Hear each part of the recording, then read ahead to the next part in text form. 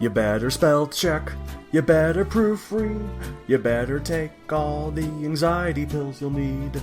Editors are coming for your draft. They're taking down notes, they're marking down stuff, gonna trim down all the fat and the fluff. Editors are coming for your draft. They see all of your typos, they notice all your flaws. They know what sells and what does not, so finding them is a lost cause. Hey, you better spell check, you better proofread, you better take all the anxiety pills you need. Editors are coming for your draft. Happy holidays from the Ritwit, everyone. Welcome, fellow nerds, to another episode of the Ritwit, the show where... Oh, dang, I usually plan these things. I'm looking really bad in front of our temporary co-host here.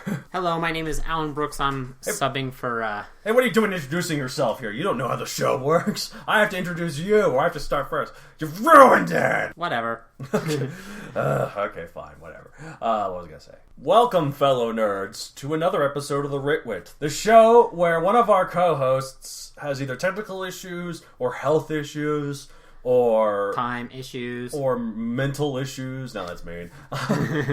Morality issues. And so he's gone for the month. I don't Morality know. Issues? Yeah, he kills people. You know that? David's a mass murderer. You can't see it, but I'm rubbing my nose right now. Just to be warned, listeners, this guy doesn't have the great big infectious laugh that Matt David has. So his booming laugh. I feel sorry. I'll just edit that in every time I make a joke that I think is hilarious and you don't laugh at. So I kind of pity those people who listen to the podcast whenever Matt laughs, because I feel like that's going to blow out their eardrums. But people love it, though. A lot of people say it's their favorite part of the show.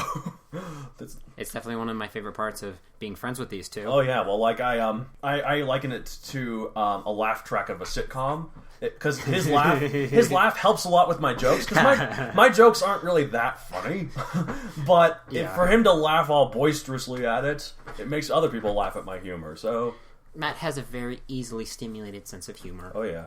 Sort of like the laugh track audience of a sitcom. You just press a button and then ho ho ho ho. Like, oh no, the in-laws are coming in. Ho ho ho ho ho. Anyways. Okay. Yeah. Right. Except he can actually tell you whether your joke is really, really stupid or not. Oh yeah.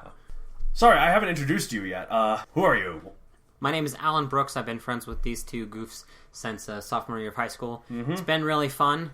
You've been there throughout many of my stories and a few of Matt David's. Yeah.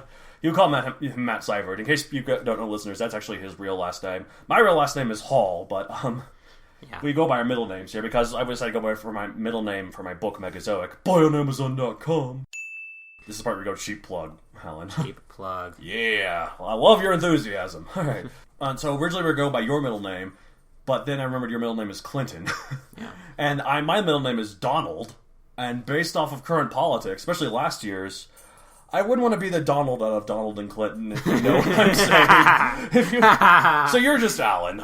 Yeah, probably better to go that way. Okay. Plus, we don't have the problem of having two Matts. Exactly. Tell the difference between. Yeah, exactly. Matt is an epidemic. Like we're everywhere. Yeah. I've said before, though, the nice thing I like about there being a lot of different Matts is that it's impossible to stereotype a Matt. You know, you ever hear a name and like you kind of picture like a certain personality go with that name. I can't really think of an example off the top of my head. But Matt, you can't do that. Yeah. Because Matt, there's fat Matts, there's thin Matts, there's nice Matts, there's rude Matts, there's nerd Matts, there's jock Matts. Yeah. A very common name, which makes it, basically impossible to stereotype. Yep. Which is awesome, because... Right. Yeah. You can be your Matt. Yep. And which one of the Matts of the podcast is your Matt? Probably Matt David, because you met him first. Only a little bit. That was mostly because you were homeschooled, and both me and Matt. I was homeschooled. Sorry, taking a drink there. All right, so what makes you qualified to be on the podcast, other than the fact that Matt David is gone? Well, yes, Matt David is gone for the month. Yeah, for the or month. Forever, depending on if you're really good at this job. Yeah. Mostly because Matt David is gone because, he's in Japan. Of course, this has come up several times It's near the holidays. He's part of many, 3 different musical groups. Mm-hmm. And, of course, December is the big month of performances. Even in Japan. Japan. So he's been busy, crazy. Yeah. Crazy busy. It's about as eloquent as the rest of us on this podcast, so don't worry. Of course. And then he of course, was overworking himself because he's always super busy, and he's gotten sick. It is so sad that I am entirely unsurprised. Yeah, no, he works himself a lot. He's a hard worker. Too much of a hard worker. I remember when I was in college with him, this is when swine flu was going around in the freshman year. He wanted to go to class and his stuff because he felt bad not going. I'm like, dude, you have freaking swine flu. They'll understand that you can't go. I managed to avoid swine flu. I don't know how. Luck of the genetic draw. Well, it was more like I avoided him as much as I could. I even slept down in the break room of the dorm. I later found out that was not allowed, but no one knew until I told them. So no one knew, and especially if you said, "Oh, my roommate has swine flu, and I really would like not to get sick." Right, and I did that early on when he got it, so when the disease would probably start traveling. But what makes you specifically qualified, rather than you just what do you like as writing? I don't know if you guys can hear a dog out there, listeners. Yeah. Let me shut the door here. But yeah, one of the things of course, I was writing several years before I actually met either of the Matts, and meeting them actually, I can't really say accelerated, but increased the quality and my understanding of writing as a whole. We are pretty professional at this podcast. They were better than me, at least. We are better than you. That's our... Yeah, you're about the same. Yeah, we're about the same now. But yeah, and that started an almost... Since then, a lifelong pursuit of being a better writer. In fact, I found a website where it frequently tells us, you can tell us how to write better, and I've been... Is it talking about Springhole or TV Springhole. Yeah, I mentioned Springhole. TV Tropes is more for fun and looking at the interesting / goofy / awesome that occur in fiction. I don't know if you've heard our episode 12 of The Ritwits. Mary Sue's and how to avoid writing them. Oh boy. We mentioned the Mary Sue test on Springhole. That's our main basis for talking about it. So well, I think it was actually a link to another website with this with the Mary Sue test. Maybe, I don't know. You can find it on Springhole, but it's actually to another location. You did more research than we did. Nice. Okay. I spend more time on Springhole. But yeah. So I've been very good on that. Another thing is, which our topic today, would you like to introduce that? Well, actually, no, we're going to talk about our first segments first. I'm getting ahead of myself. Right, of course, that's okay. You're the first ever guest host of the Ritwit, so, it's okay. I need to explain this, so be it. Okay, so first we're going to talk about our usual segment, what we at the Ritwit will rip off from this month. Ooh. You know what this basically means, right? Like, you're a listener, sort of. No, get out of here! You're not. Well, only hardcore fans allowed. There's the door. Nah, it's fine. Nah. Yeah, he listens. What? So you basically we talk about what we like or from a certain sort of work or what we don't like. Or okay. Well, not like what we don't like. More like just what we like for a certain thing and how we might incorporate something like that into our own works. Okay. So yeah, I'm gonna do. Do you want to go first, or do you want me to go first? I'll probably go first. That way we can sort of see how it all works. I just got this from the library today, and I've been looking through it because I had no other better material to talk about what I'm going to rip off of. But this is completely different from one of the things that I would rip off. I got 101 great warships. It's like submarines, battleships, and aircraft carriers, dreadnoughts, destroyers, basically all sorts of naval ships in history.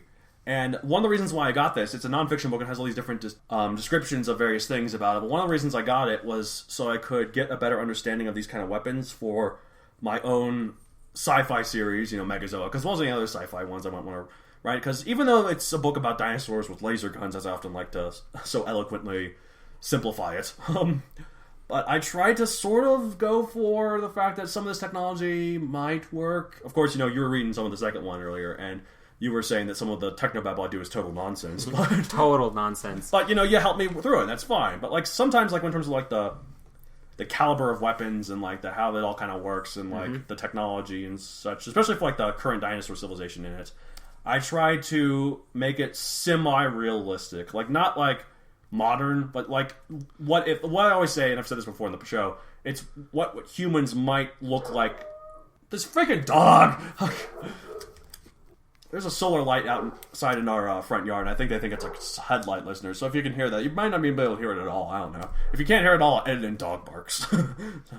But what was I saying? So it's like what human technology might be in the 22nd century or so. Is kind of what I go for the dinosaurs. So about 2 decades from now. Yeah, well, maybe not 2 decades. Centuries. 2 centuries or 1 century, like 1 to 2 centuries. Yeah, like nothing too crazy. But then again, also they have laser force fields and laser guns, like I often say. So, of course, we might have laser guns in the future. We ever have some sort of point and click point. I don't know what I'm trying to say. What am I trying to say?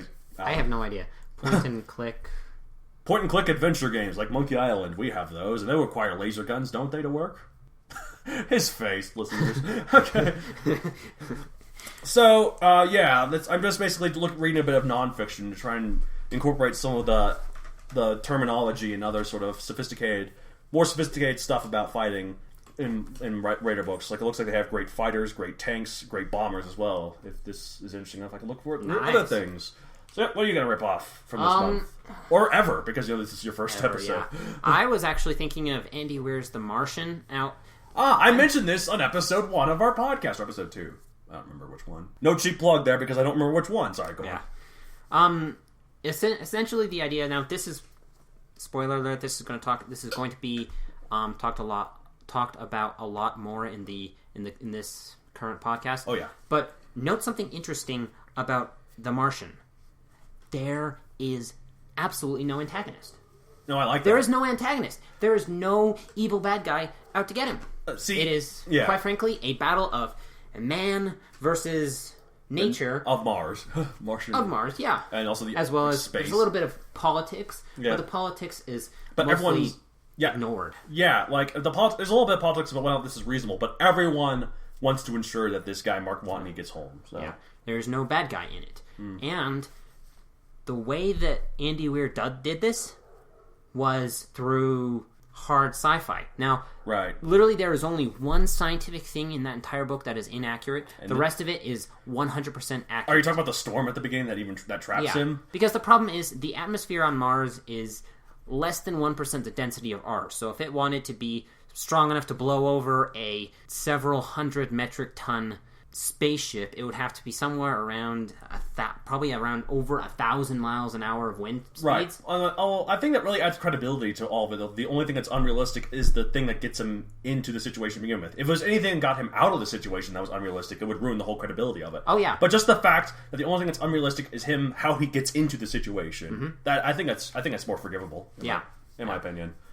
I can agree with you on that. So yeah. But other than that, everything in the book is totally realistic. The ship that they use, the fact that they use the idea of Delta V, which, again, will come up later. I have no idea what that is, so it must be pretty advanced. Not if you're a rocketry nerd like me. That's okay. But yeah, and they just use everything realistic, so... In fact, I've actually heard people think that's based on a true story. It's so realistic. I'm like, we haven't been to Mars yet. Like, humans have not been to Mars yet. You think that would have tipped you off? Maybe they didn't know that, but it does such a good job. It is a bit of a facepalm for the human race that it's only a few people I know. Of course, these are only a few people that I know personally. Who knows how many people throughout humanity have thought that? But that's to be given a point of credit to the book itself. It's done its job so well that some people think that's based off a true story. So could very well be, and it's especially another testament to kind of the unifying power of a crisis that we're somewhat disconnected from. Right. Because you notice, like we said, everyone on Earth does at least something to get this one guy back from Mars. Right. Like, my older sister doesn't think it's realistic that they'd spend all this time, all this energy, all this money to save one person. Like, in terms of science, it might just be better to let him die. And I'm like, I know, but I know moralities, but like... Yeah, that's purely from a scientific standpoint. Yeah, because like, it would have cost billions of dollars. Mm-hmm. Like, maybe even tens of billions or hundreds of billions, based on like how to turn the ship back, launching the things, and like all this time, all this energy to just get one guy. Yeah. Like, in terms of, like, she also argued that the scientist himself, like Mark Watney, might be okay with it. Just for science. Like, I don't know. Like, they'd have, like, you're not just gonna leave him there scared. Yeah. Maybe, I don't know. Like, he would have to be okay with it. Like, for science, I make this sacrifice. Yeah, it doesn't. I don't get it either, but that's just my sister's point. I don't know. That kind of torpedoes the whole story. Yeah, I know it does. That's why I end up telling her, like, yeah, that maybe for a scientific standpoint that makes sense, but from a narrative standpoint, like, no, we have to save him. Mm-hmm. So, yeah. Well, that's a good rip-off thing. Mm-hmm. So, well, in terms of our next segment of the show, so this is what we always do. And what we've written? What we at the Writ Wit have writ is how we word it. It always throws Matt David off whenever he's like, what we at the Writ... He's gotten better about it, though. As have I. Notice, better, not good. No one's ever good. We always say that we're better than you. We never say we're good. Like, no writer is good. Wait, I don't know. What am I saying? I don't know, you went on a tangent. I'm a man of tangents. At least I'm not a man of cosines, right? His face once again, listeners. That's one of my trademark groan-worthy puns. Matt David's gonna be proud. Hope you're listening. Anyways. Oh boy. So, what have I writ? Just basically the third Megazoic book.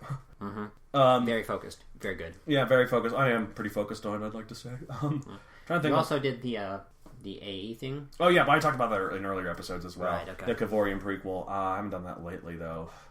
Still have to read that. I guess I could mention this. What I've ripped off. I'm not ripped off. What I've writ. One way to kind of help my creativity, and also be kind of a fun project. I've written plans for Megazoic as if it was like a MOBA game, like which is like Heroes of the Storm, which is I like to play, but also like the big one is League of Legends and Dota 2 and Smite. And that and Heroes of the Storm are the four big ones. And I thought it'd be kind of fun to like imagine all these different characters, how they would work in this MOBA.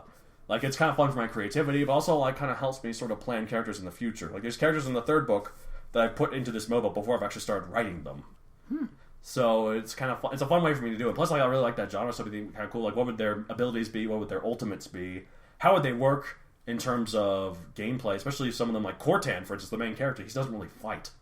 So how would he work? And it was kind of fun to do that. He's a support character, by the way. He focuses on like shielding and healing, repairing some of things, hacking certain structures so that they fire on the enemies.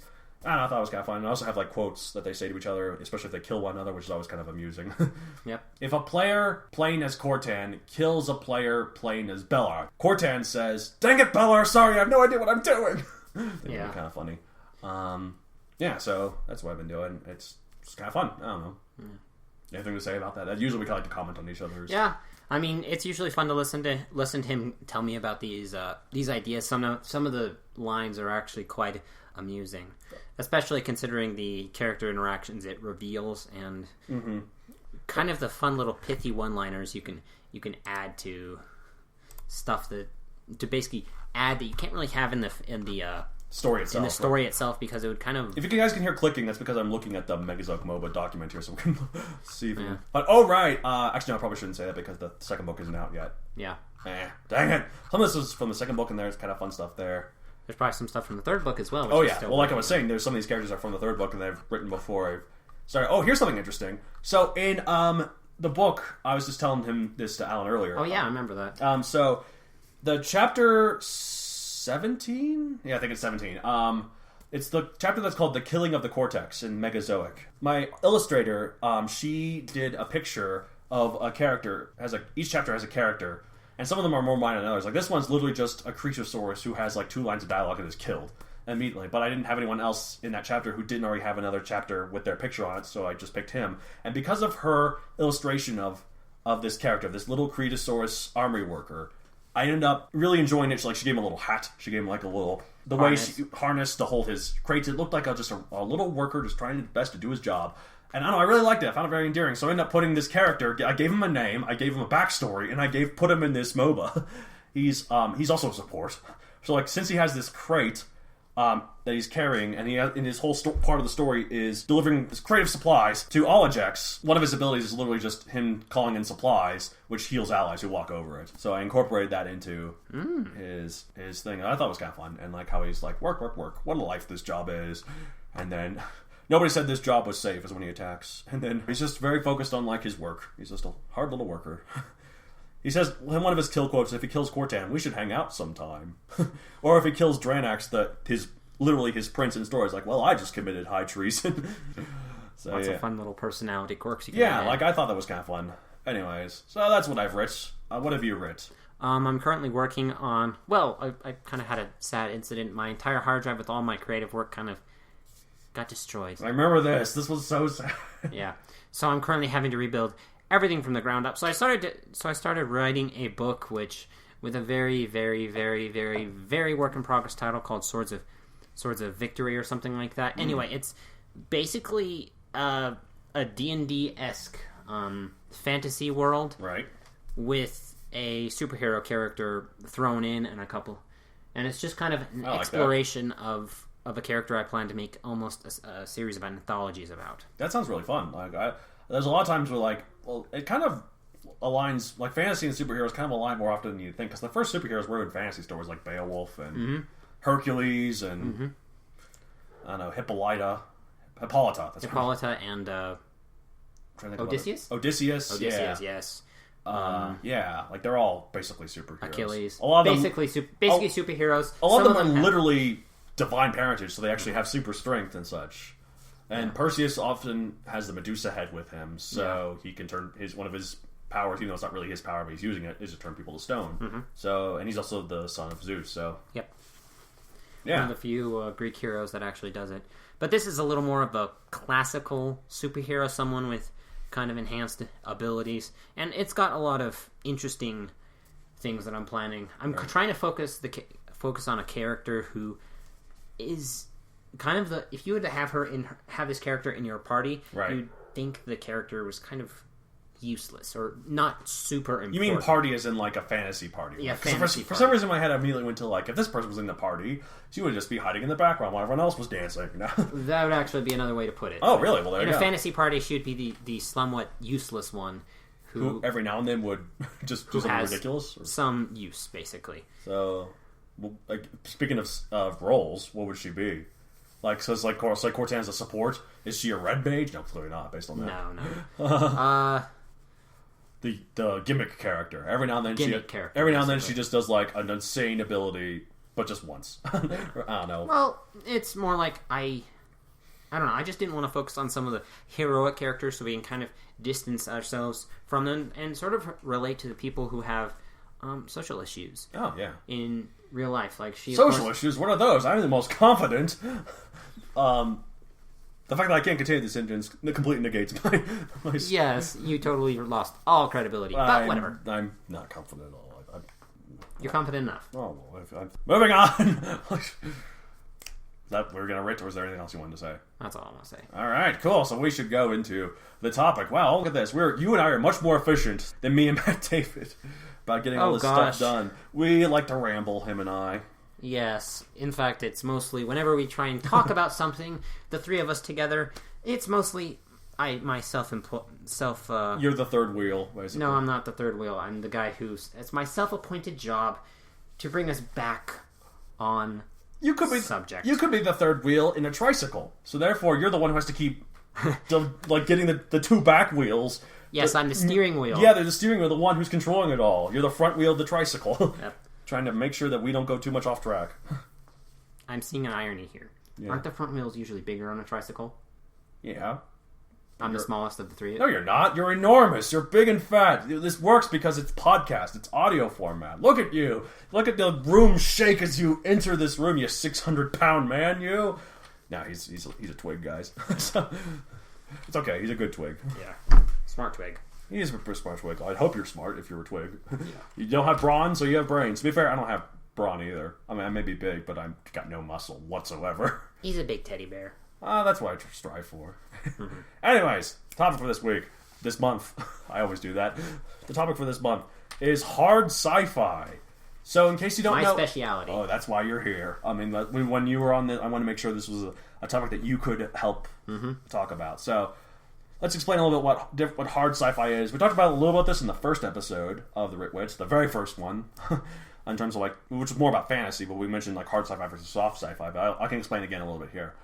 Hard sci-fi is basically sci-fi that's really realistic, really realistic. Obviously, sci-fi requires a little bit of sort of speculation, flexibility. Yeah, and speculation of what could happen in the future. But a hard sci-fi is very hard and fast. The laws of physics that we know them right now are still unable to be broken. Yeah, and Yeah, the technology might be a little bit more advanced, but it's nothing beyond what we couldn't probably do in a couple of decades. And it's a good thing to note that it's not two categories of hard sci-fi, soft sci-fi. No, it's definitely a spectrum. It's definitely a spectrum.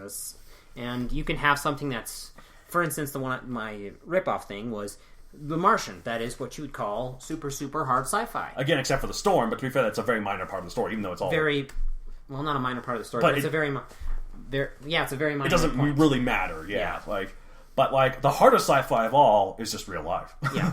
That's not even really sci-fi then. It's just... Science reality. It's just reality, yeah. Or science reality, too, because there's reality in science. Unlike what my homeschooling taught me, am I right? Sorry. Again, his face, guys.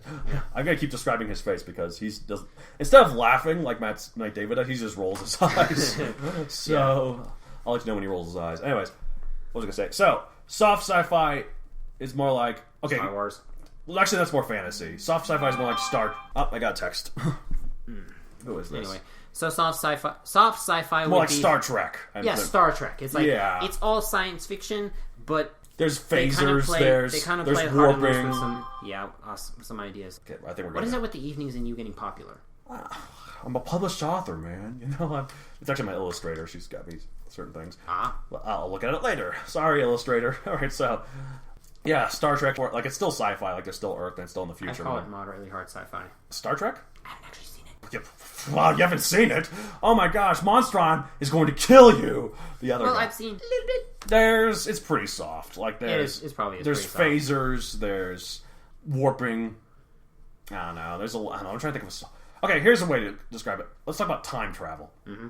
Hardest sci-fi of all says time travel's impossible. Except for maybe some wormhole stuff that we don't really know. Yeah. I don't know how it works. Stuff that you have to know a lot of math to do to talk. Right. Slightly softer but still pretty hard sci-fi. You'd be like, well, here's how you do time travel, blah blah blah blah blah blah blah blah blah blah. And it goes in this long detail sort of thing of how we could theoretically do it. That's still pretty hard, but since it involves time travel, it's still a little bit softer. Yeah. Soft sci-fi is basically you just press the button here and then boom, you're time traveling.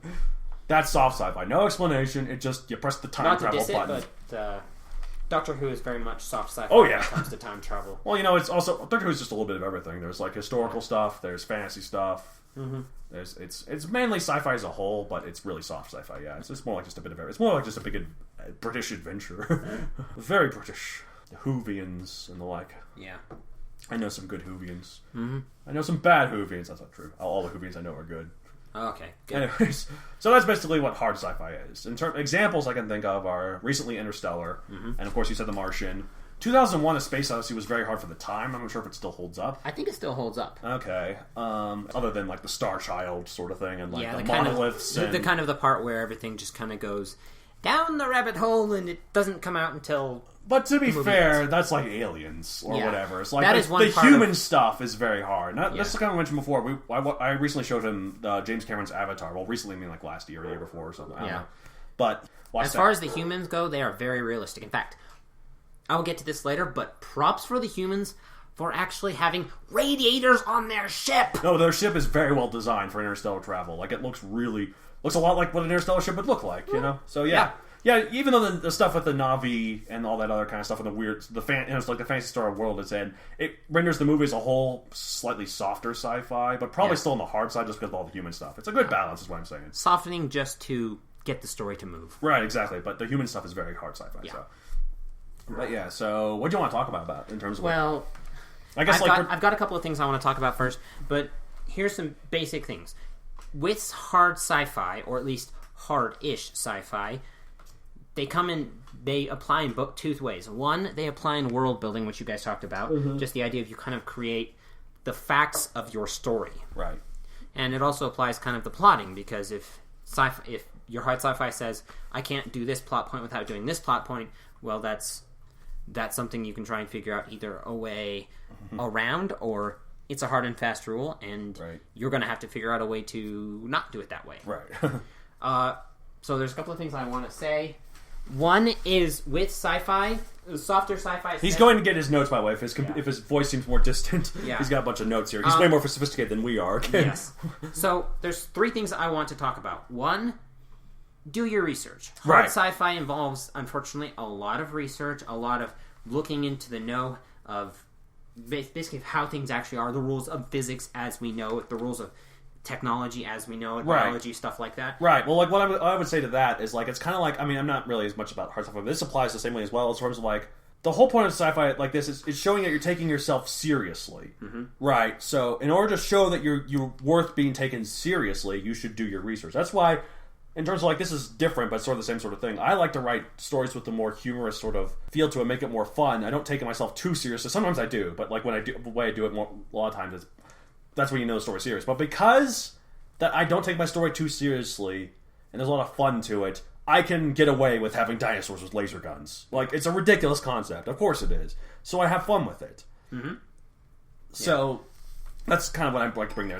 In a similar manner, if your sci-fi is totally upfront with the fact that it involves blaster guns and like interstellar travel, like all this stuff with raccoons and trees, Guardians of the Galaxy, I don't know, that kind of stuff, it doesn't take itself seriously at all. So we can forgive any sci-fi. To say that a science fiction thing is not hard is not an insult, right? Unless it's just trying to be hard and it's not, unless it's failing. That's like so, but like so like Guardians of the Galaxy, it has numerous issues with sci-fi, but who cares? There's a raccoon that shoots a gun in it that talks. There's a snarky raccoon with guns. Yeah, but like conversely, something like Interstellar got stuff completely wrong, but it was trying really hard to make it right. Then we'd be like, torches and pitchforks to Christopher Nolan's place. Oh, sorry, go on.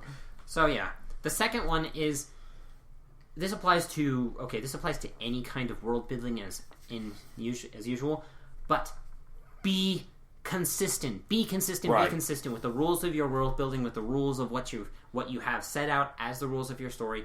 Be consistent. Okay? Right. On this, maybe that's a little too broad, but this is a general rule of writing. Well, especially if consistent. Especially with hard sci-fi, that those rules are usually our rules. Like that's also applicable to like fantasy as well. Like people can accept whatever as long as you're consistent with it. Like, I don't know, I'm trying to think of an example. It actually applies very well to fantasy. Well, exactly. Better in fantasy than sci-fi, because sci-fi you can go look up the facts in the book, whereas fantasy you kind of have to come up with them on your own most of the time. Right, exactly. Like Superman is vulnerable to kryptonite. Yeah, it's something they've written in, and that is right. That's it is. That's just how it is. So if suddenly someone throws in kryptonite, he's like, "Oh, I've overcome that." It's like I won't work anymore. People would not buy it. Like that you've broken your own rule. So the rule of him being vulnerable to kryptonite is ridiculous. It doesn't make. I don't know exactly how it works. I mean, radioactive sort of. I don't know. It doesn't really. The point is that's how it is. So stick with it, and we'll accept it. Yeah. So same thing with with this. And the third one is unintended consequences. Oh no! This is a fun fact of you actually, if you think real hard about your story, you may find unintended consequences to laws and rules you've come up with. Right. Like I can't come up with any of them. Basically, what in terms of? Are you talking about like world building or like? In terms of world building, like say you come up with this. Sometimes favorite thing for spaceships is reactionless drives, which means you don't have to haul around fuel. You can just drive around. Well, that has a nasty little unintended consequence of one, energy becomes practically infinitely free because you have this thing that you create thrust out of just energy frequently. And it goes faster and faster. I'm really bad with energy, I gotta say. Like I use the word energy constantly. I mean, I don't know what, but like you probably read my stuff like, oh, what is this energy fetish that he has? But I don't know. Like I said though, like I show people I don't really take the story itself too seriously. It's more about the plot and the characters and the action more than the science. Yeah. So another one about the reactionless drive is, well, if someone has a reactor and a small ship and the engine, well, there's a weapon called relativistic weapons. You get something going a large fraction of the speed of light, and you could crack a planet to bits. It doesn't even matter what it is. With the equivalent of a naval rowboat, and it just, any kind of big structured idea of how space battles go just falls down the toilet with reaction drive. Well, yeah. Or like just in terms of distance as well. Like, I love the opening battle to Revenge of the Sith, the last of the Star Wars prequels. I love that. It's so cool. However, it shows these spaceships firing at each other at point blank, kind of like naval ships do. It's space! What's the point? You can be as far away as you want. You don't have to be so close. I mean, maybe the logic is that, well, if they're that, it doesn't matter how far away they are, they'll still possibly hit us. Even, I guess their thrusters can't move that fast. I don't know. But the point is, like, if you're closer, it allows you to be more focused. I don't know. But the energy weapons are more intense. Yeah, I don't know. I don't know. But point is, like, they didn't have to worry about that in terms of distance. Yeah. So that's the kind of thing you have to figure out. I don't know. Now, another thing, like I said, a lot of these rules do not apply just to sci-fi. Just Hard to sci-fi, hard right? sci-fi. Right, yeah. Be consistent with everything. Be careful of unintended consequences with everything. Do some research. Okay. That's the big part, I think, out of all this. Yeah. Make sure you get it correct. Like, Because, if you don't take it too seriously, you can get away with not doing a bunch of research. Right. And just kind of be goofy about it. Well, Have fun. another thing about my story, one thing I do a hell of a lot of research on, but it's because I'm really interested in this as well. Dinosaurs. Like, even though I didn't have to do research on dinosaurs, I do. Like, and I love dinosaurs so much I was going to do it anyways. But I try to make sure every character is a different species, and I try to make sure they're depicted semi-accurately. Now, of course, they're wielding guns. They often use their hands. Although a lot of times I make sure that if they can't use their hands, they use mental the triggers. four-legged ones? Yeah, like they use mental triggers. That I kind of imply that like the ones with hands and bigger brains have built for them. And I kind of sort of go into the fact that it's like a collaborative sort of intelligence that kind of built each other up. To like that's how you have so many different species who are all sapient and intelligent. Yeah. I mean, it doesn't really make sense as to how, but... It doesn't really make sense. But again, this is... Who cares? Like, when you see a T-Rex wielding a laser gun, is the first thing comes to your mind, how?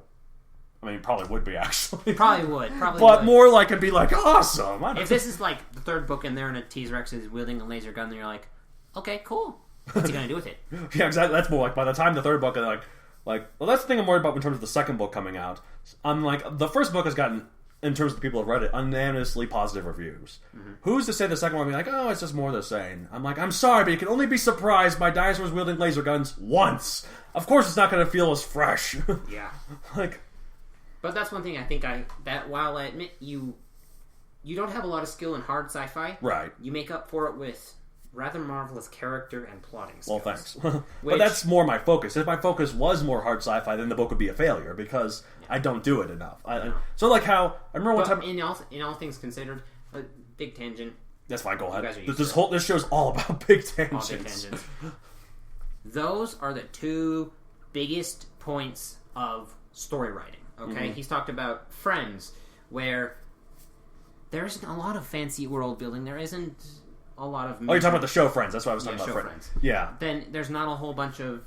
I mentioned that I just mentioned that in terms of like twists. World building can be... There's some plot twists. It's more like, oh, these two characters kissed. What will people do? There's actually a lot of twists. Every season ends with a cliffhanger, actually, except for one.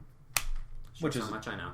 You don't watch Friends. Why would you watch Friends? But anyways, he brings us up, though, basically... I brought up the show Friends in the episode about world building because world building could be something as complicated as Tolkien and all the crazy languages and crazy hardcore like advanced histories. Like it's so much vast stuff. Or it could be something as simple as these two friends in the show Friends live in one apartment. These other two live in this other apartment right across the hall. Down below them is the coffee shop they all hang out with. That's all. That's world building. That's all it takes. Yep. So, and that's one of the most successful shows of all time. So, Big Bang Theory is now lasting longer in terms of seasons. Wow.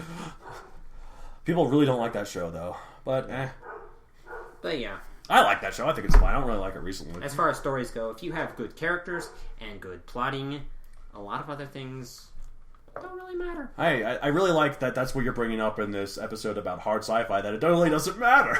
Well, it matters if you choose to, but... Dog! Yeah. Want me to send you into space? Pull a Leica on you? There's a hard sci-fi reference. That's actually just a hard history reference. Yeah, hard sci-fi science history lesson. That poor dog. Yeah. I recently found out how she died. It's not good. I first was like, oh, she just ran out of oxygen. No, that's the cover-up story. Yeah. Oh, man. Actually, that gets to my first point. I'm going to start about space travel because if there's anything science fiction usually gets wrong, it's space travel. And now I'm not going to go back directly into the whole thing that people will crucify me for. Faster than light travel is currently impossible / it's impossible. As far as we know it right now, it's impossible. Yeah, the thing about science is that it can constantly evolve. Like I've been watching the show Cosmos on Netflix with Neil deGrasse Tyson. He often specifies how he was talking about that with space light travel. He says nothing can go faster than the speed of light. Pause. That we currently know of. He's open to the fact that maybe science in the future could change. That's the thing about science, you know. They want you to prove them wrong. Thus far, though, all of our studies have shown that nothing can go faster than light. So, who knows in the future, but right now that's our understanding, yes. Yeah. But kind of the idea with Laika, this is kind of a big issue that one of the second big issues that people get wrong in sci-fi is space is not cold. Space is a vacuum. Now, to give you a comparison, the human body and all living things are furnaces. We constantly produce heat, or at least the warm-blooded ones do. Right. The warm-blooded ones produce heat, and that heat gets stuck in this container that's surrounded by a vacuum. Now, to give you a terrestrial example, thermoses are that thing. Right. They are something with something hot in the middle, surrounded by a vacuum. Right. And that's precisely what happens in space, because heat travels via three ways: conduction, convection, and radiation. I have no idea what any of those are except for radiation. So Conduction is touching a hot stove. Convection is a hot stove touching you. No, hot water circulating around. Hot water in a pot on the stove circulating around. Whereas radiation is you can feel the heat of the stove from several feet from a foot or so away. Okay. Conduction and convection don't work in space, which leaves you with the most inefficient way of getting rid of that heat, radiation. Now, which, without the other two, it takes a while, right? Yeah, it's the least efficient. Now, of course, if you're in the middle of the sun, of course you're going to die immediately. But that's because you're in the radiation, like you're at a place where convection and conduction work. Touching. Yeah, exactly. Like once you're close to the sun, once you touch the sun, not even maybe touching, but just being above it, slightly above it, like hundreds of miles even above it, you're still probably going to die without a suit, because even though you probably can't. I mean, there might be other things that kill you. The radiation would still kill you there. Radiation may kill you, but mostly you just get cooked to death. Yeah, exactly. But like that is what I believe I've been read is what killed the dog Laika on Sputnik 2. I think it was overheating. No, it wasn't Sputnik. I don't think that was a satellite. I thought Laika was Sputnik 2, because the first one was Sputnik 1. But there was no. Those Sputnik didn't have anything in it. It was just a probe. Yeah, Sputnik 2, however, did have a dog. You would know more than I would. Yeah. So, and that's what happened. The cooling system shut down. And I don't want to hear this. It was an innocent dog. I just brought that up just because the dog kept barking. Make it up. Say it was a cockroach. The cockroach Laika. How did the cockroach named Laika die? She basically got cooked. Fried cockroach. No, more like oven cooked. Yeah, so when they opened up the capsule, they saw this little bitty cockroach corpse. Then they promptly crunched it and ate it, because that's a good source of protein. That's totally what happened. Don't tell me nothing about dogs dying. He has such a soft heart, doesn't he?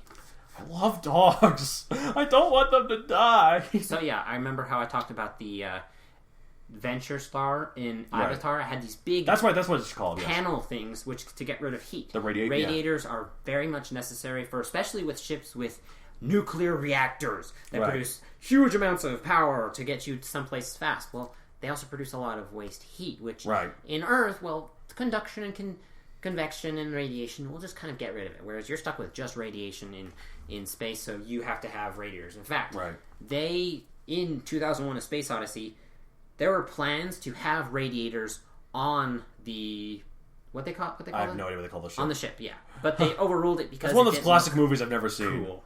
Well, yeah, no, yeah. It does look and they cool. overruled one of the big names in science fiction, who always wrote really hard sci-fi stuff. Arthur C. Clarke, right? Yeah, Arthur C. Clarke. Yeah. There's also Heinlein. Yeah, and then there's who's that other guy? Dick something. I don't remember. I'll remember later, but yeah. Arthur C. Clarke. Who are the big guys? Who wrote I, Robot? Oscar Isaac. No, Oscar Isaac. Asimov? Isaac Asimov, yeah. Oscar Isaac is the guy who wrote The Importance of Being an Artist. Isaac Asimov was another one of them. So yeah, they were all... Yeah. Wait, no. Oscar Wilde is the guy who wrote The Importance of Being an Artist. Oscar Isaacs, I think, is an actor. He was in Star Wars, The Force Awakens. Bleh. Yeah, he was also in X-Men Apocalypse. He was Apocalypse. There was a lot of blue makeup on him. Okay, but... So that's my link to Oscar Isaacs, to Oscar Wilde, to Isaac Asimov. Isaac Asimov, yeah. Who we're talking about. Yeah, he did iRobot. Robert A. Heinlein, Asimov, and then Clarke. Asimov and Clarke. Three big early sci-fi writers. And they're all very hard sci-fi. Yeah. Another thing about it is, okay, if you're going towards a planet, for the love of Pete, don't fly towards it. Don't fly towards it. But how are you going to get to it if you don't fly towards it? I don't understand as a dumb person who doesn't know sci-fi. Gravity!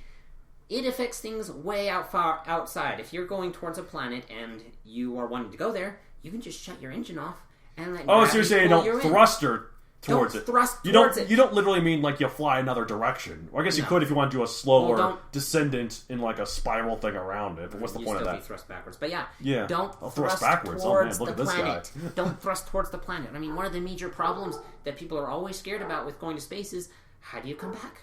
Because even in low Earth orbit, you are traveling at over 7 kilometers per second. You want to see someone get roasted real quickly?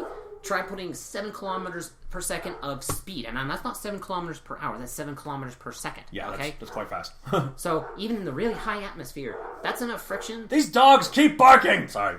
That's enough friction to literally incinerate you. Turn you into little ash particles. And I mean, that's why people slow down. That's why they retro thrust towards planets, so they slow down. That's why they have heat shields. That's why not Challenger, who's the one? One of the space shuttles. That's why one of the space shuttles Challenger blew up on launch. Columbia blew up on re-entry. Columbia blew up on re-entry. Okay? Yeah.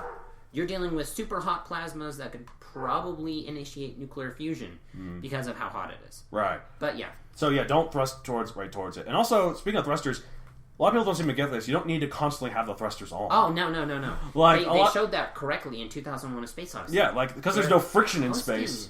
Yeah, just turn. Once you reach the maximum speed, just turn them off. Yeah, once you need your desired speed. Yeah, like that's where delta V comes from. Delta is a scientific name for change. V is for velocity. Right. In space, it is not so much range as it is change in velocity. Right. So that also means conversely, you need to have thrusters on the other end so you can slow down or flip around. That's what. Or like you flip the thruster. Yeah. So like basically. Because you can point any direction in space. You can go belly first, you can go butt first, you can go head first. Any direction works when it comes to flying in because space. There's really no directions in space. There's really no directions in space. There's no up, down. That's something that Ender's Game. That's what they get correctly in Ender's Game. Right. In the book, especially. In the movie, not so much. I've never seen the movie, but I've heard it's in the book, it talks about how the students would literally jump into this place and continue thinking the way they jumped was down. When you're in space, there is no up, there is no down. Right. It's a three-dimensional world. Right. Space is probably the closest we can get to actually experiencing what it would be like to live in an ocean. Right. Because even then, there's still a down in the ocean, but in space there is no. But there's 3 dimensions to move in. Well, he's talking about like more like a fish. Like if we were just a fish, not like if we were on undersea colony, which of course there's still an up and down. There's still an up and down. Yeah, but if we were just a fish swimming about in the open ocean, that's what it would be kind of be like. There's 3 dimensions of movement, whereas we're normally dealing with 2. Right. Exactly. And that's another thing, because there's 3 dimensions of movement, and spaces and distance in spaces are pardon the really terrible pun, but astronomically huge. Oh, well, I think that's the reason where the term astronomically comes from, because it's so huge. It is massively huge. So this whole idea of having collisions in space, well, that's nothing. Like I guess really hard. You have to actually aim for the person. Right. Well, like that's the thing when like we could talk about like common sci-fi like mistakes in terms of like trying to make hard sci-fi, and some of these are like more forgettable other things. But one thing about asteroid fields are incredibly easy to go through. Don't let movies fool you. Now, I know in Empire Strikes Back, that was a fictional asteroid field, but even the way it was filmed, in reality, that would be a bunch of dust very quickly with the way they were all crashing into each other. I know it's a galaxy far, far away, but I don't know. But like, it's because it was cool. Yeah, it was cool. And again, that's fine. Star Wars, who cares? That's not the point, again. So, there's literally a worm in one of them, so... Yeah. A space worm. Space worm. But, so... What was I going to say? So, yeah, like, people, like... We can fly through them all the time. That's how Voyager 1 and Voyager 2, they flew right through it, no problems. Everything that goes past, like, Cassini went through, which recently died. No problems. Yeah. Because anything going past the asteroid belt usually has a fairly easy time. Because they're hundreds of miles apart from each other. More often. The distance between most asteroids in the asteroid belt is about 6 times the difference between Earth and the Moon. So that's... Yeah, since they're a lot smaller... Usually you wouldn't be able to spot an asteroid from another asteroid unless you had like... Right. Like a lot of people kind of envision it like, oh my gosh, there's just this big field around the sun. Like, no. Like, if you combine all the asteroids in the asteroid field together, isn't it still like just a quarter of the size of the moon? Or something like that? Something really small, yeah. And again, think of how big the distance is. Like, this is a ring around the sun. If there's that little out there, and in fact, there's so little out there. Here's the thing that most people don't realize that you might be scared of to think about. There's another asteroid belt that goes right in the pathway of Earth. The Apollo asteroid belt. I think that's how it's called. I don't know. Oh, the Apollo asteroids? Because, there's actually lots of asteroids that are what we call near-Earth asteroids. Yeah, and all of them are in that asteroid belt. If you look at, like, a map of this asteroid belt, it goes right in the pathway of Earth. Mm-hmm. We're not hit by it. Yeah. I mean, we are occasionally, but Earth is basically a tiny speck right in the equivalent of the a asteroid. football field. Yeah, like the asteroid that killed the dinosaurs probably has been orbiting the sun since the time of the beginning of the solar system. Well, that's how all asteroids are. Right, exactly. Like it was formed at a certain time, orbiting around to the time. What's going on? I'm gonna silence my phone here. Okay. I swear, not usually this popular. I swear, I would be bragging if I was. Mute. There we go.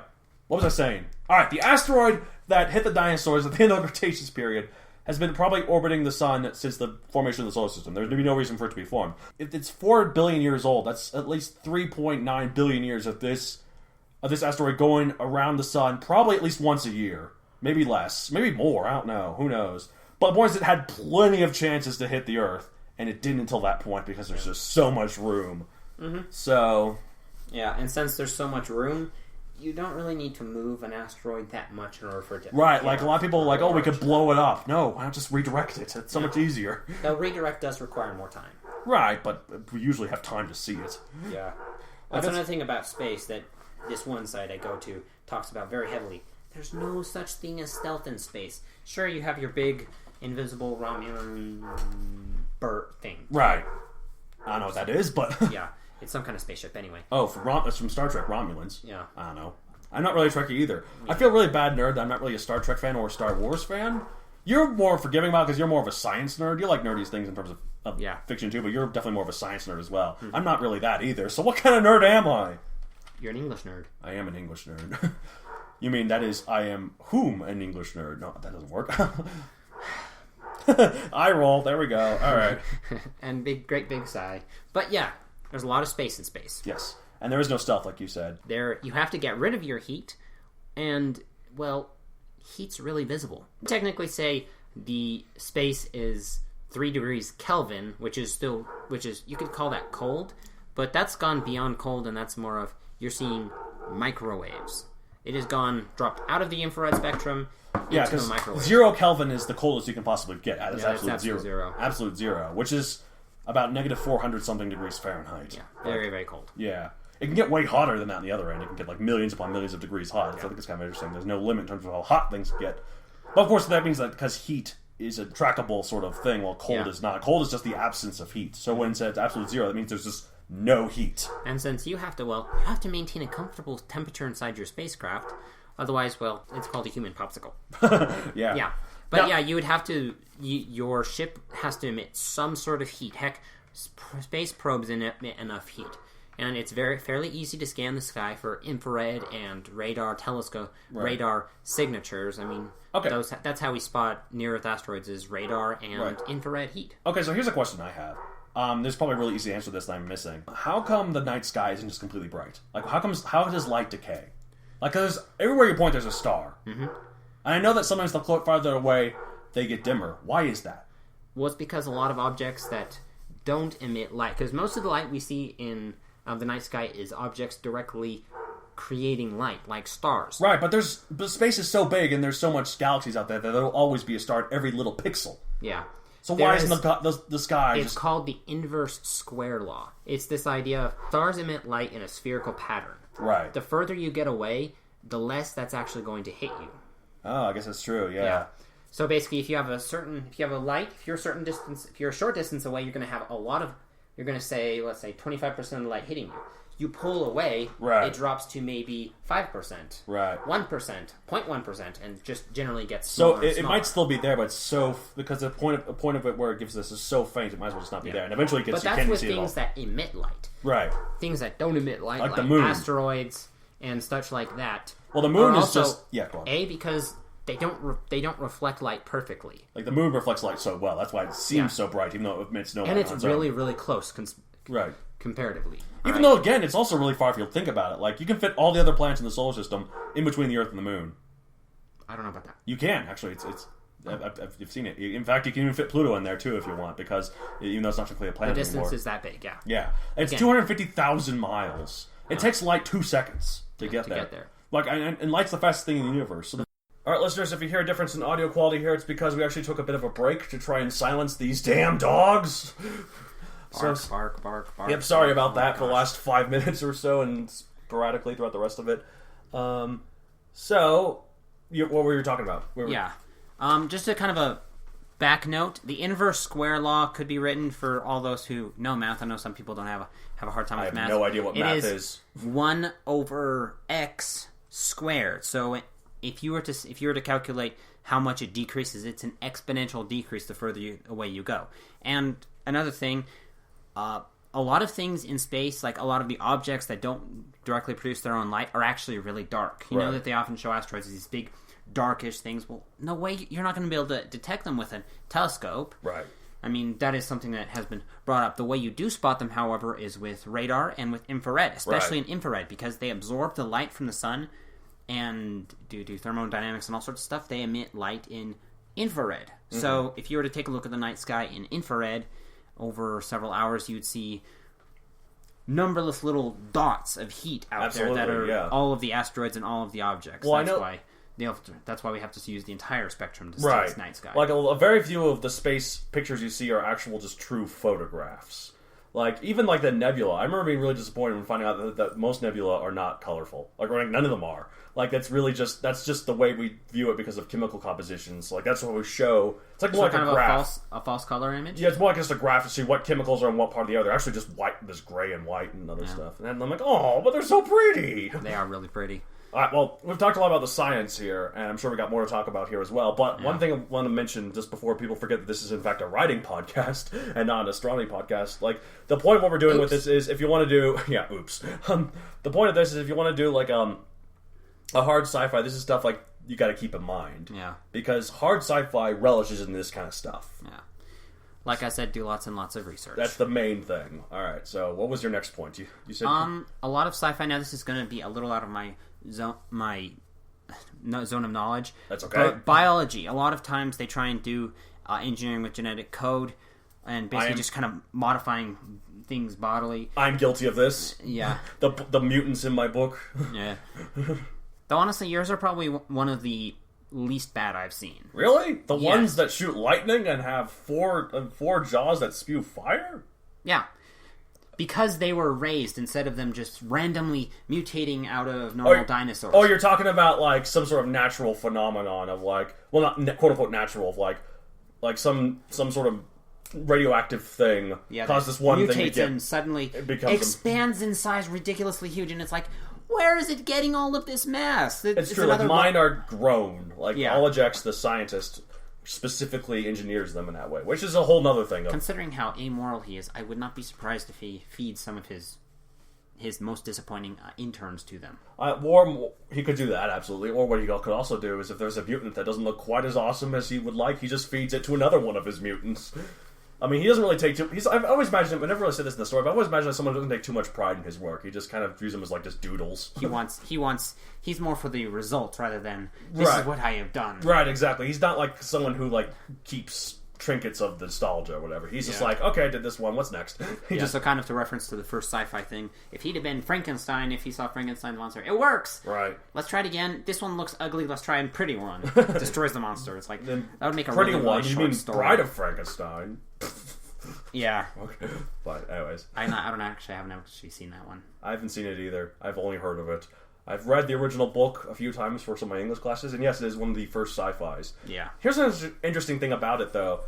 It's actually never revealed how he brought it to life in the book. The lightning was purely the movie's invention. Mm-hmm. I mean, they used to talk a little bit about electricity in the book itself, but they didn't really go into detail. Because I think it's really cool. This is something you could do, sort of, listeners, for if you don't understand hard sci-fi, or if you don't understand, or if it's not a concept we don't know of yet, just don't say what it is. Yeah. That way you don't... Generally, if you just ignore it like that, then it's much better to ignore it rather than try and make a guess that will probably be wrong.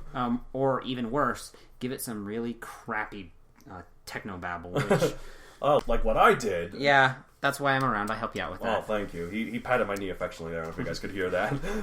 Yeah. Anyways. Another thing, when you're doing genetic engineering, there's kind of a side note of, will it be inherited or will it not be? I mean, you can genetically modify someone that way. And in fact, the best way to do that, there's actually some really cool science that's being done right now on genetic engineering, CRISPR and all that stuff. Right.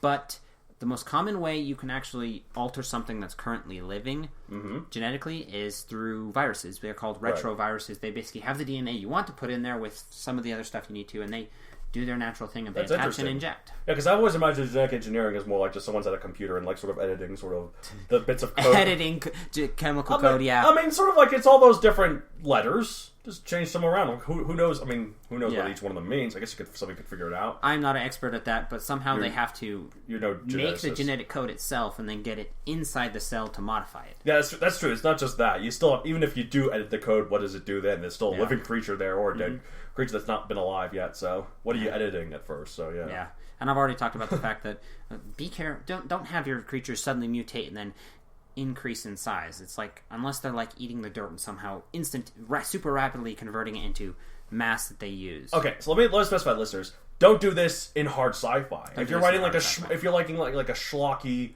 B movie parody sort of thing, this is totally fine. Just in case it Pulp seems like Fiction. Pulp Fiction. Yeah, that's what I'm talking about. Like not the movie Pulp Fiction, the one with Samuel L. Jackson and shit. I haven't seen it for what it's worth. I think I've heard of it, but I'm trying to think of a famous quote from it. I give it to Matt David for not watching any classic movies. There's so many classic movies I haven't seen. God. And I'm even worse. I know John Travolta's in it. Who cares? Let's move on. Yeah. All right. What was I? If you're writing a Pulp Fiction idea, you can have all these crazy. Yeah, things. we're just talking about like hard sci-fi, which is the part of the. And another reason why I think you should write hard-ish sci-fi. There is a sliding scale.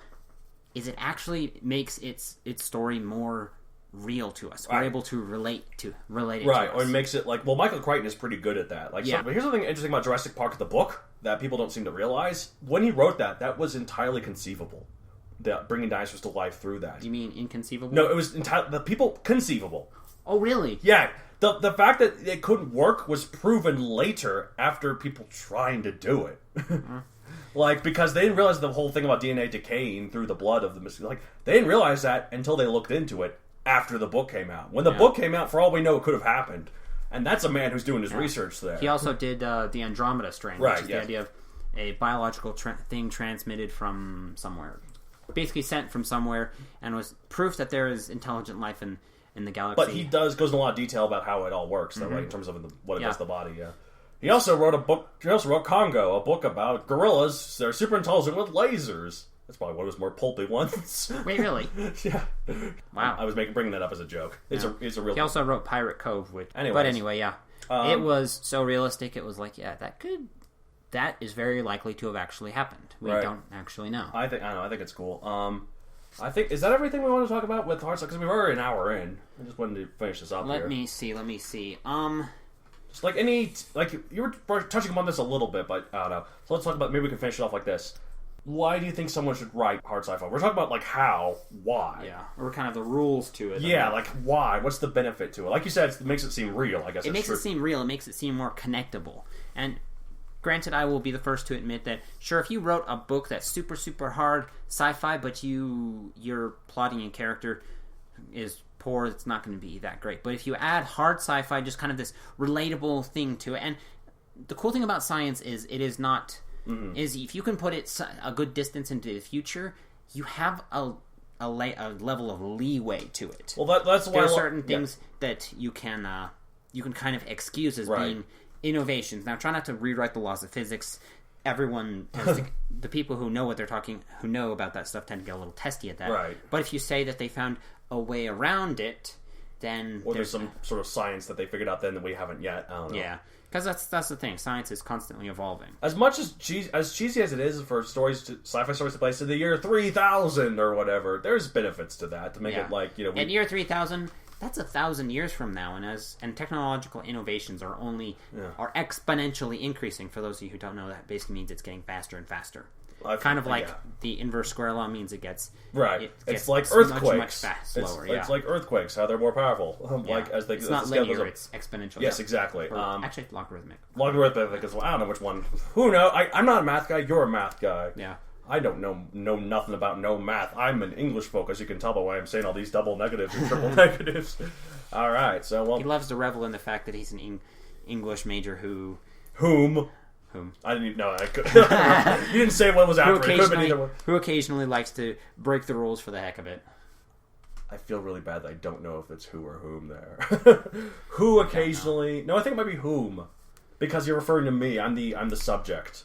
Yeah, just trust me. He's shrugging. I'm shrugging. I have no idea. Okay. I'm giving a blank look like, okay, say whatever you want. Say what you want. Well, thank you for telling us all about this hard sci-fi thing. Yeah, no problem.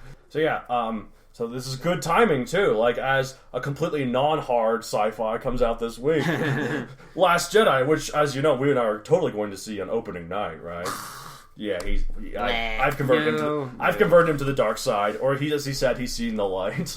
Yeah. The funny thing is, I don't even dislike Star Wars. I just was indifferent. I disliked Force Awakens. Yeah, I think it'd be more accurate. I just really like him. We hate Force Awakens. I just call hate us bad nerds, but you know what? People are turning on it. Like, and that's what I'm seeing. The reactions to Last Jedi are coming out now, and they're like, "Oh my gosh, I laughed, I cried, I screamed, like goosebumps! It's the best one since Empire." I'm like, that's what they've all said, and then 5 minutes later, people are like, "It's fine." Yeah. Like, I don't know. I feel like, and this is probably a controversial statement, and I've said saying this to you earlier. I think Star Wars is 80% hype. Yeah. Like 80 to 90% hype. Like, and that's actually, how about you add in about a 20 to 25%? Okay, fine. 70% hype. Okay, 20% nostalgia. Yeah, but like there's still some genuine stuff, good stuff to like. I did like Rogue One. It wasn't as good as some of the other ones I've liked, but it's definitely better than Force Awakens, in my opinion. Yes. I know people think the exact opposite. They're two very different movies. But so I'm not. But honestly, my main argument is Rey is a borderline Mary Sue. It shows borderline. You should listen to episode 12 of the Ritwitch, Mary Sue's, and how to avoid those. Yeah, her name shows up on the Wikipedia Mary Sue page, and it does? Still on there. Oh my gosh, I have to go look this up. Yeah. And that is not because she's a woman, okay? No, there can be plenty of women characters who are strong and not be Mary Sue's. Exactly, like Wonder Woman, and then also in another Star Wars example, that new one from Rogue One. She's not a Mary Sue. Yeah, she's very capable. She just gets the job done, but she's totally not a Mary Sue. So stop saying it's because she's a female character that we say that. And Luke also is not a Mary Sue. He works and he needs help. I don't think he did any lightsaber fighting in the first episode. He didn't. Second episode that was post much training from Yoda, and he still got his butt kicked. Yeah, and it wasn't until the third one that he actually won. And even then, he only won out of anger. Remember? Yeah, turning to the dark side, not good. But then he stopped, and he was more powerful for him to pull his lightsaber back. Yeah. And they'd be like, "Never, I'll never join the dark side." Will he join the dark side in Last Jedi?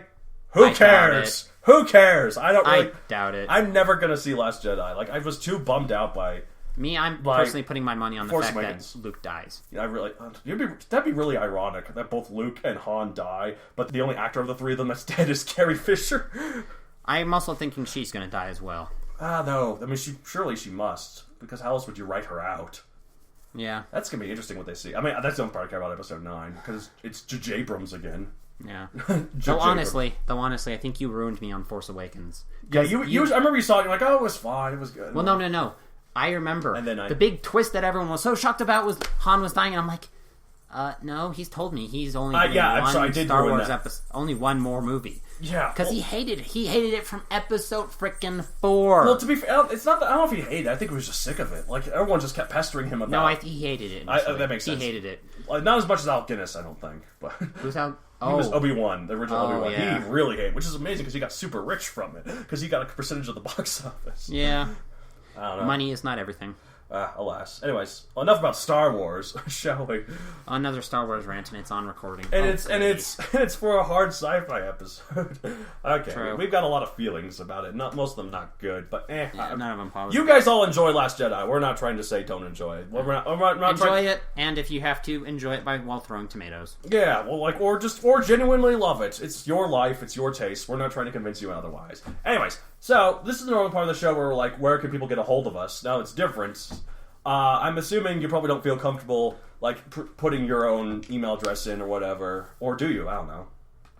I don't care. Okay, how can people get a hold of you? Yeah, if you have any questions more about hard sci-fi, and I will be doing, and you can ask me questions, I can do research on AlanTitan1@msn.com. Yes, or you could also message me. Or my co-host Matt David and ask him where the hell he was this month at mattd@matthewdonaldcreator.com. You can use your own email system or the one on my website, which is matthewdonaldcreator.com. I'm not hearing any dogs. We did it. We did it. Good Yay. work. Anyways, so you can also follow me at my professional Facebook account at Matthew Donald Creator, or my Twitter, which is at Matthew Donald 64. Why 64? Because you like the Nintendo 64? That's the joke everyone makes. I don't even know why originally. I think it might have been back in the day. Like, I came up with it years upon years ago. I don't know. I think I was just a round person, and it's a round number? I usually write these... I don't know. Just say you chose it and you have I'm a writer, guys! I don't... Chose it what? Just say that you came up with it, you have no idea what it is now. Well...